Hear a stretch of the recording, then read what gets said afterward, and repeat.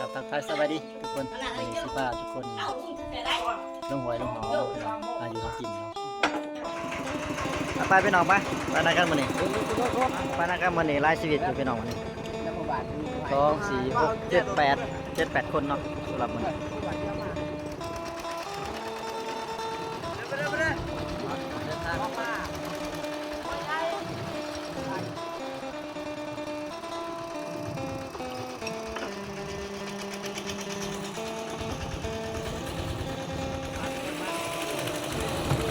อย่าปากต้อง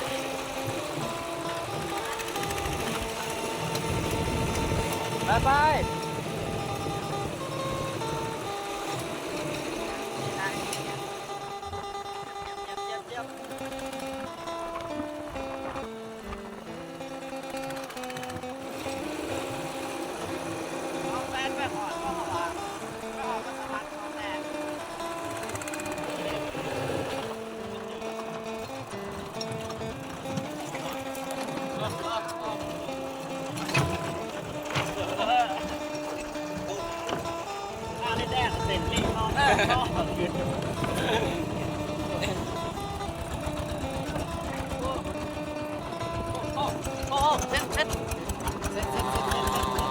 เชียนได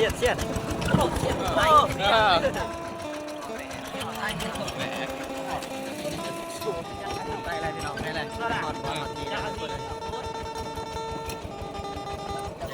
มาในการอยู่7 8 10แซนตี้ฮะ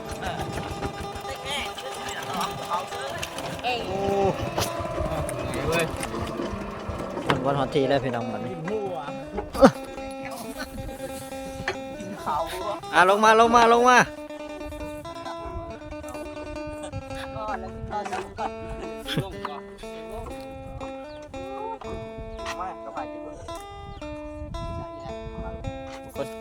วันหาอยู่หากินแล้วเนาะตอนนี้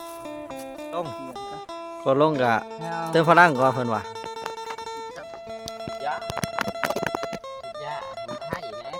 ติดคนเดียวพ่อ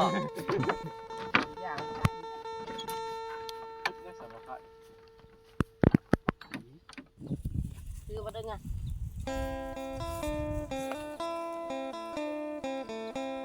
เซฟว่ะมือก้าวจับมือเปล่าก็ได้วะ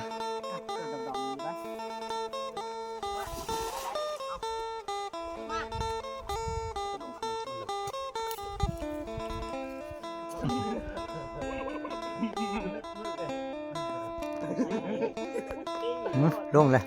หมดเลยมันหยุ่มดีได้เนาะบอกเจ้าแม่นี่ด่ะแม่นี่จะตีมือได้เอาลงอีกแล้วทุกคนดูนะ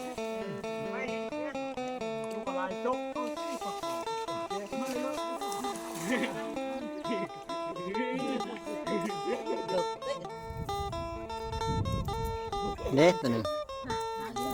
มันโอ้มันลายทุกคนนี่บาทเดียวได้นี่ตึกบาทเดียวถือว่าเป็น10เลยเนาะทุกคนเนาะตอนนั้นกำไดไม่เลยจับจิกขึ้นมา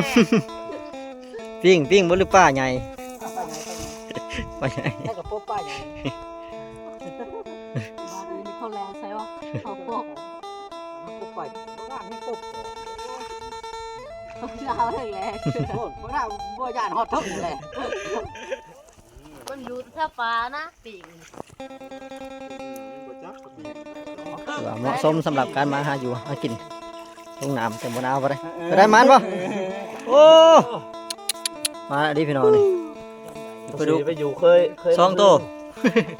เคยน้องพือเห็ดชวนมันเห็ดหน้าแซงหน้าปี้มันพี่น้องมันดินหากินปลาหัว11 บาทเลย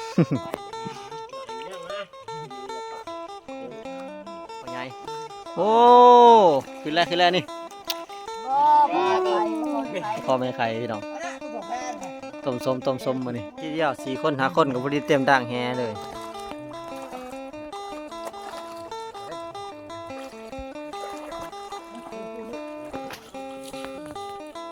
น่ะด้วยคนเดียวเลยโอ้เต้นแล้วยืนลำๆก็อยู่บนนี้เริ่มหนาวเลยงอฟูงุ่มเลยค่ะ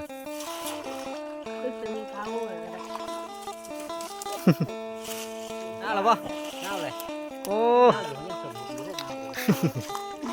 หนาวยังจนมาแล้วปลาคอใหญ่เลยพี่น้องเอ้าเต้นน้อยเลยว้า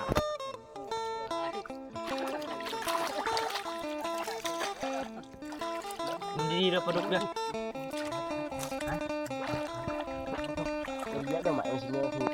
เดี๋ยวมันออกได้หรอ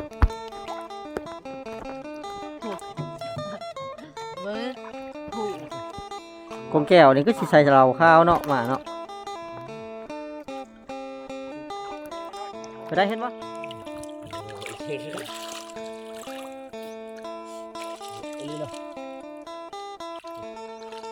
โอ้เดี๋ยวตัวใหญ่จะทองมาปินนะพ่อแห้ง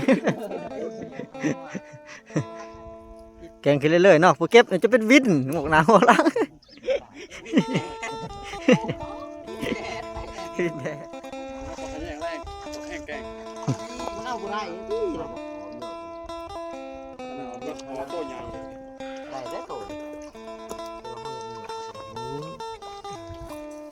โอ้แกงขึ้นเรื่อยๆมันมาจ้ามาพี่น้องมางงนะกันอันนี้ก็ถือว่าเป็นสายน้ำเนาะสายน้ำหรือว่าแรงน้ำที่สำคัญของเขตบ้านเฮาเนาะทุกคนเป็นงัวควายหรือว่าสัตว์เลี้ยงจะมาหากินหรือว่าอาศัยแรงน้ำอย่างนี้เนาะโอ้ตัวใหญ่มาแล้วทุกคนเห็นได้หลายเลยถึงก็3แล้วเนาะถือว่าเลือกกินเลยใหญ่คนโคโลอยู่นี่จะไล่ขนาดเนาะข้าใต้แห่จะออกมาได้นี่พี่น้องได้ปะทุกคนตอนนี้เวลาที่เขากินน้ำแล้วเนาะทุกคนเนาะกำลังมาคั่วกินเนาะทางเซฟเป็นกำลังเด็ดหัวคั่วใส่เนาะเช็ดจะได้เนี่ยนี่เฮ็ดจ้ำเลยป้าหน่อยนี่จ้ำป้าพอต้มสดบ่ต้มสมเนาะพอขอต้มสมทุกคนเพิ่นว่าสำหรับป้าหน่อยนี่มันจ้ำหรือว่าก่อยเนาะกินดิบพี่น้องสุกมือแดงเลยงานนี่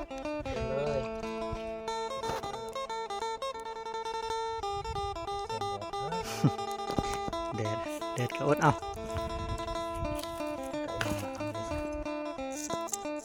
ป้าหน่อยเอาเก็ดออกซะก่อนโซเก็ตเด็ดหัวคั่วใส่กินสดๆพี่น้องวันนี้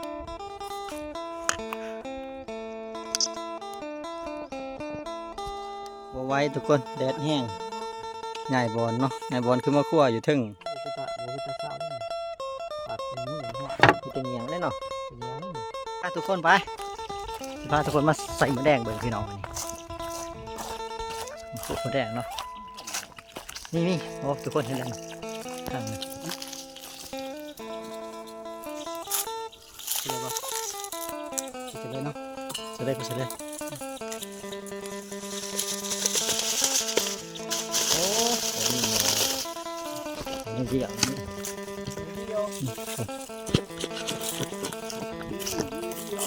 มีแม่มีตอกเลยมาถึงเนาะเอาทับทิมไปใส่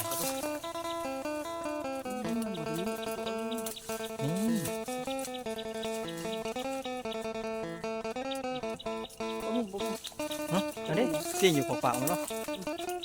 โอ้หมดแดงยังบ่มีแหนว่ะได้ป่ะพอป่ะอยู่นี่คือว่าไล่ห้างเติมเนาะไล่ห้างทุกคนได้อยู่เด็กใส่ช่วงนี้นี่อีกชีกโอ้บ่ได้30ใหม่ใช่ไหมพอปะหรือว่าไง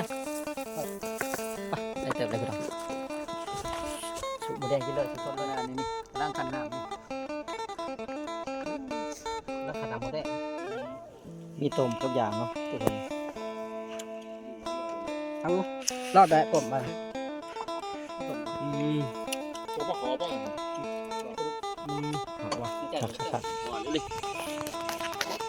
เบิ้งกิน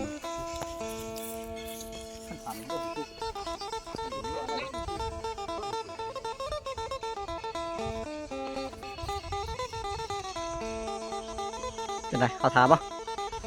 เขาถามปะ เลยยังไม่ได้เข้าปากครับโอ้ย ครับพอดีปรุงเลยปรุงเลย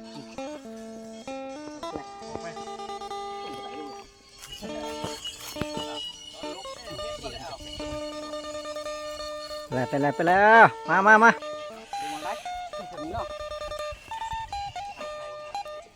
เขามาแล้วแม่สู้ เข้ามา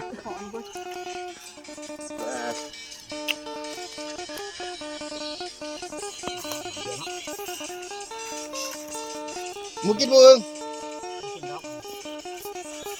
เขาไปมึงพี่มันจะแตกดอก เจ็บปลาดุกปลามือ อึ้งมึงยิงปลาดุกเหรอบ้า ได้กินปลาดุกต้มเนี่ยค่อยนี่แหละ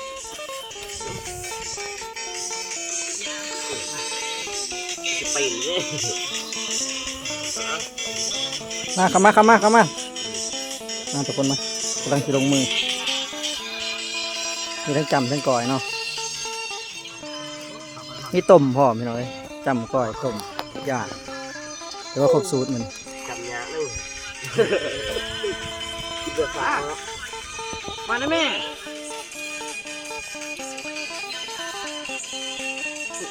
กินพิงไฟเลยมีไก่ก้องไฟอยู่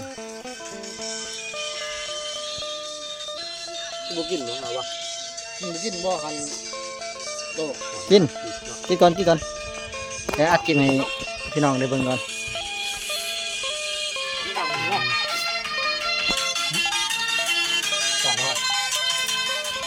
มาแล้วลงมือ ดูหอมพุ่น ขาวลิ ฮะ ลูกถีบลูกแรก เขาเมื่อก่อนของกินย่างลายอยู่ทุกคน นี่จะ จะได้ จะงงเลยพูดกับพูดนี่แหละหากว่าพูดมันพูดมันคมบุลุกเราจะไปเสียแล้วเป็นเม็ดบ่ กินข้าวปลาพี่น้องแซ่บร้ายมันนี่ แล้วเพราะว่าเขาเบิ่งเขาเขาขึ้นใครตัวเอง เมื่อก่อนเขาเขาไม่เลยโดดไปเมืองเขาติดเรือหน่อยนึง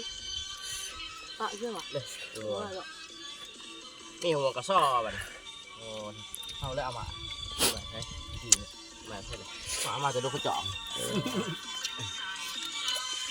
ตัวได้หักกระมูนี่นี่ฮะ ทำกัน สำคัญบ่ เดี๋ยวทีเนี่ยเพื่อน้ำต้ม น้ำต้มบ่สดมีเหี่ยวมีแห้งอิ่มมาเลยทุกคนเศร้ามันน้ำไหนแล้วเนาะนั่งเรือซ้ำสหายยังบ่ทอยจนโอ้พอดีเกือบหมดเลยทุกคน คือบุท้อย สูบบัวทอยเป็นวะจะได้แต่เขาเมื่อก่อนเนาะงานนี่แต่มือใหม่พี่น้องวันนา เอาหมดก่อน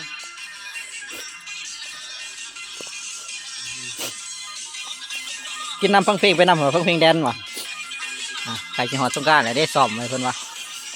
ซ่อมไปก่อนหอดสำน้ำต้มมันแดดแห้งมันทุกคนตอนนี้ก็ จอยว่า เป็นเขาวกินน้ำมิดที่เรียบร้อยแล้วเนาะแต่ขอเวลากลับบัตรก็2ทุกคนเลยขอบใจทุกคนที่ติดตามนะครับส้มเนาะคลิปตั้งแต่ต้นจนจบขอไปเข้ามาสบายดีสวัสดีครับแดดโคตรโคว่าแดดพี่น้องเอ้ยเดินทางกลับบ้านกัน2 วัน